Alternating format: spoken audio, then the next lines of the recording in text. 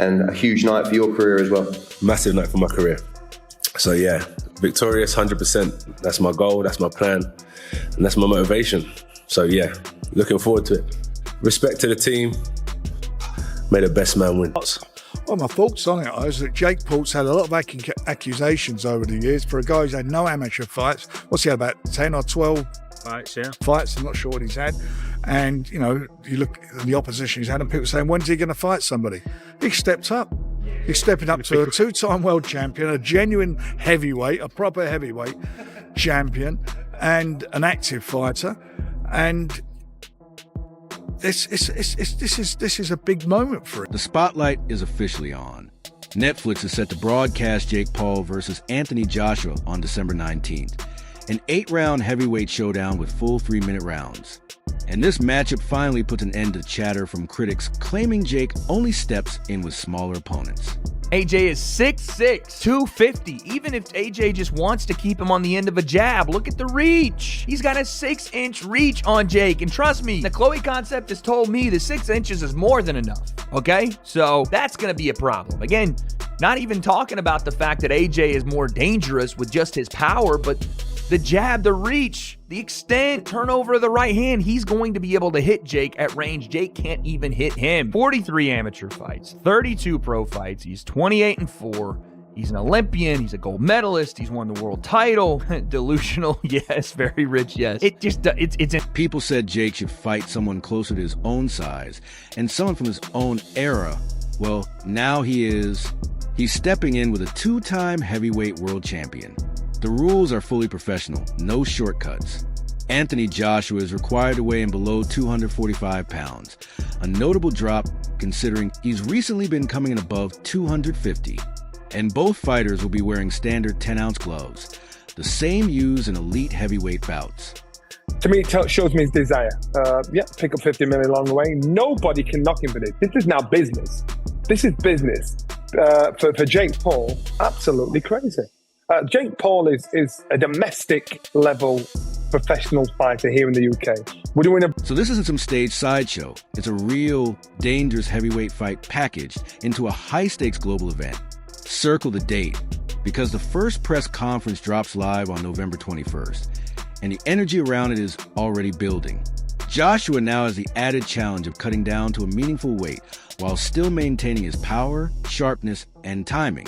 100% respect to Jake Paul, but that's a dangerous fight for him. He probably gets knocked out, and I'm not trying to be a hater. I'm not saying nothing bad, but Anthony Joshua is Anthony Joshua. You know, he's multiple-time champion, Olympic gold medalist. You know what I mean? The last time somebody stepped in the ring with him that didn't have that much boxing experience was Ngannou, and you've seen what happened to him. But big respects to Jake Paul. It's gonna be a good card. You know what I mean? It's a big fight. It's a good fight, man. I give 100% respect to Jake Paul for even taking. Jake now has to close a massive experience gap while finding a way to survive the size difference. And every adjustment he makes in camp suddenly matters more than ever. This isn't just a paycheck or a flashy headline. It's a strategic chess match where every move can end with a knockout. We're witnessing the opening sequence unfold in real time. And the wildest part? The reactions are completely divided. One side is hyping Jake up like he's a new symbol of fearless matchmaking, praising him for stepping straight into danger against a heavyweight powerhouse like Joshua, claiming this is a kind of unpredictable chaos boxing has been missing for years.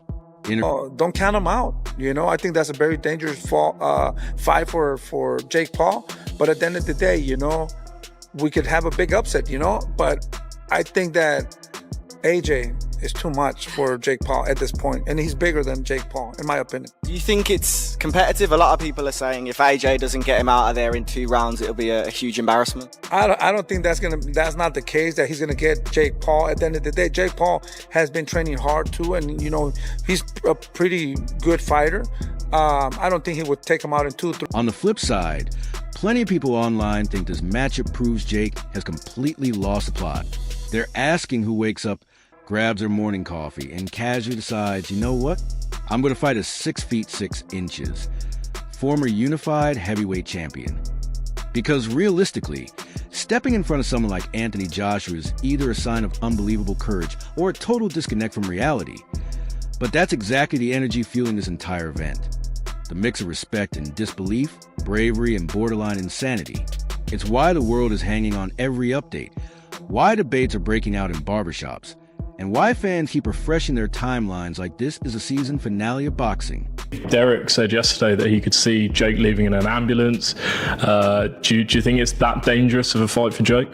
I think this fight, if you get knocked out, there's one thing, Ngannou getting knocked out with one shot, he's a big man. When you get hit by someone like Anthony Joshua, it's gonna put you out. And if you get put out, likelihood is you might need to go to the hospital to get a brain scan. Hopefully this isn't the case. He's not gonna be dehydrated because it's a heavyweight. I think it'd be more of a quick explosive. And just when it seemed like the experts had already reached peak disbelief, David Haye stepped in with an energy so sharp it could slice through one of AJ's heavy bags. The look on his face said it all. Pure, hold on, this is actually happening? It was as if someone told him Jake Paul had decided to challenge a moving freight train. Haye sat there processing the matchup like it had to be a joke, a sketch, anything but a legitimate sanctioned fight. And honestly, who can blame him? Most fans are reacting the same way. Because on one side, you've got Anthony Joshua training like he just cranked the difficulty settings to nightmare mode for fun. And on the other side, Jake Paul tried to convince the universe he was built for heavyweight chaos. And Haye didn't soften his words. Not one bit. It's a no-win situation. There's nothing he's done in any of his previous fights where you can say, well, if he does this, that's going to work against Anthony Joshua. I think Jake Paul's best shot bounces off Anthony Joshua, and I think the opposite isn't the case. I think AJ gets him out of there very, very comfortably, and he'll get paid probably one of his highest paychecks ever. So it's I think it's a no-lose situation for Anthony Joshua. It's an easy night's work for a lot of pro. All right, coming straight off David Haye's harsh breakdown, Gareth A. Davey steps in and strips it down to the bones. In his view, this isn't some legacy mission for Joshua. It's a straightforward payday. The rules make that clear. 8 3-minute rounds, 10-ounce gloves. AJ capped at 245 pounds. That officially makes it a sanctioned heavyweight fight, not an exhibition with a safety net. No soft landings. No, it was just for entertainment. Excuses. And here's Garrett's point that hits like nails on a chalkboard if Joshua doesn't stop Jake fast. And we're talking before the end of round 2. His reputation takes a hit big enough to light up a stadium scoreboard. He's not wrong. The optics will be vicious. Finish Jake early? Joshua gets a bag, the exposure, and a wave of momentum. Let Jake survive too long? Social media will explode, and the trolls will treat it like a moral victory parade. The commissions don't love it. Purists hate it. But the money? It screams louder than all of them. Bottom line, it's high reward wrapped in very public risk, and Joshua steps into that ring with the whole world watching. Not just a fight, but the clock. It is 10-ounce gloves. It is a boxing match. It's not an exhibition. This isn't a 58-year-old Mike Tyson. This is one of the most dangerous finishers in the world, who is probably 5 levels above Jake Paul and a weight division above him. I think it's irresponsible to let those two in a ring together in a proper boxing match. That's my view. It doesn't damage his bank balance, but if he earns $70 million for this. Switching over to Chris Mannix. He gives Jake credit that can't be manufactured.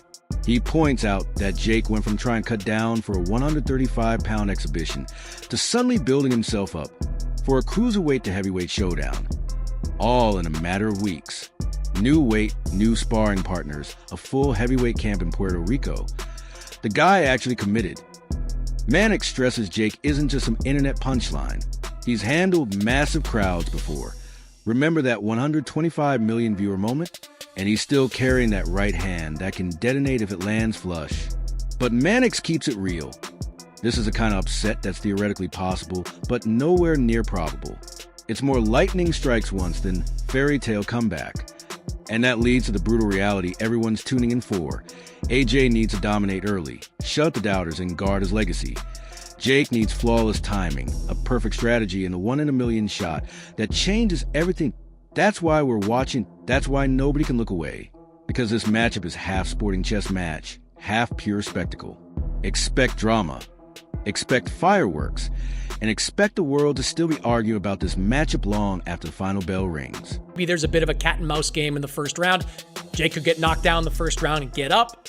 Second round gets obliterated in the same way that Francis Ngannou gets obliterated. Enormous credit to Jake Paul for this, who is putting together the most unique box rec in professional boxing history. Nate Diaz is on his box rec. Julio Cesar Chavez Jr.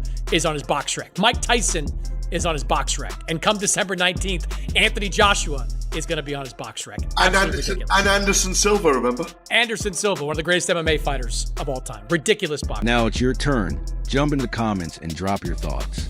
Is Jake Paul reinventing the sport? Or is he stepping into a fight that could end his streak? Is Anthony Joshua hunting glory or just checking off another payday? Who leaves the ring on top? Who gets exposed? And when that bell rings, what's the real story? Don't forget to smash that like button, share this breakdown, and subscribe to Boxing Headquarters so you never miss the latest fight insights.